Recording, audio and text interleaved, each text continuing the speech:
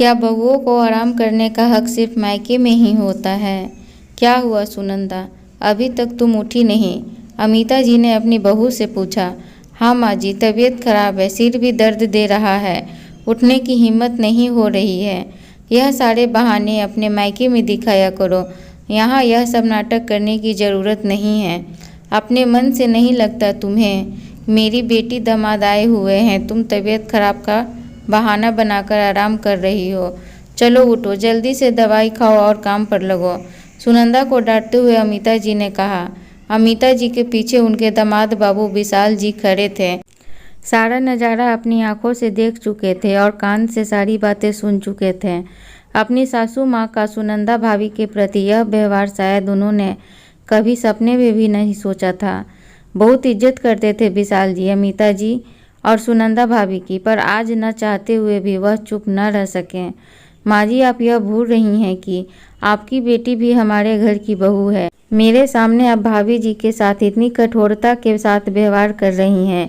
जरा अपनी बेटी लता से पूछिए, जरा सी छींक आने पर भी मेरी माँ कैसे उसको प्यार से पूछती है कि तुम्हारी तबीयत खराब तो नहीं, छोड़ दो काम, जाओ आराम करो।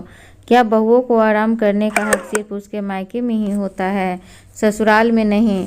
यहाँ तो सुनंदा भाभी बीमार पड़ी हैं और आप उनसे काम करने के लिए कह रही हैं। क्या एक बहू के लिए इतनी कठोर भावनाएं हो जाती? बच्चे हो या बड़े, सभी को प्यार की ज़रूरत होती है। ऐसे समय में आप अगर सुनंदा भाभी के सर पर हाथ भी फेर देती तो उन्हें आराम मिल जाता। आपकी बातों से तो शायद उनकी आत्मा भी छलनी हो गई होगी। चलो लता, अभी के अभी, अब मैं इस घर में एक पल भी नहीं ठहर सकता। जहाँ लोगों के दिलों में इंसानियत और मानवता नहीं है, उस घर में मेरे लिए रुकना एक सज़ा के समान। आज अपने ही दामाद के सामने असली चेहरा आ गया था अमिता जी का।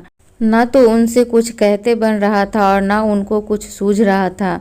वहीं डाइनिंग टेबल पर सुनंदा के पति राज भी बैठे हुए थे। मन ही मन उन्हें भी आत्मग्लानि हो रही थी। आखिर उन्हीं के साथ तो गठबंधन हुआ था सुनंदा का। अग्नि को साक्षी मानकर सुख दुख में साथ निभाने का वादा किया था उन्होंने, पर आज तक उसके दुखों पर ध्यान ही कहाँ दिया। उनके आंखों के सामने वह नज़ारा घूम गया जब लता की सगाई हो रही थी। सारे मेहमान घर पर आए हुए थे। मुश्किल से 6 महीने की ही तो सुनंदा और राज की बेटी यसी। उसके बाद भी सुनंदा ने खाने पीने का पूरा जिम्मा अपने सर ले लिया था। 20-25 लोगों का खाना बनाना आसान न था, लेकिन मजाल है कि सुनंदा के चेहरे पर एक सिकन भी आई हो। लता के ससुराल वालों की नज़रों में सुनंदा के लिए एक जिम्मेदार बहू की छवि बन गई थी। विशाल जी ने भी सब कुछ अपनी आंखों से देखा था, इसलिए आज अमिता जी का सुनंदा भाभी के प्रति इस तरह से बोलना विशाल जी सहन नहीं कर पाए। जहां आज सुनंदा के लिए राज को बोलना चाहिए था, वहां विशाल जी ने आवाज़ उठाई। विशाल को रोकते हुए राज ने कहा, रुक जाइए विशाल जी, आज आपकी एक आवाज़ ने मुझे मेरी गलतियों का एहसास करा दिया।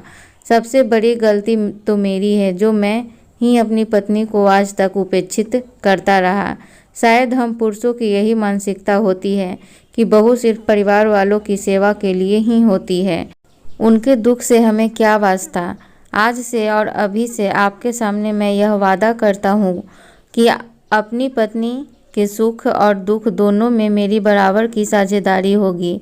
आप इस तरह नाराज होकर मत जाइए। मुस्कुराते हुए विशाल जी ने राज को गले से लगा लिया और कहा कि अच्छी बातों की शुरुआत तुरंत होना चाहिए। चलिए आज हम दोनों रसोई में चलकर सुनंदा भाभी के लिए चाय नाश्ता बनाते हैं।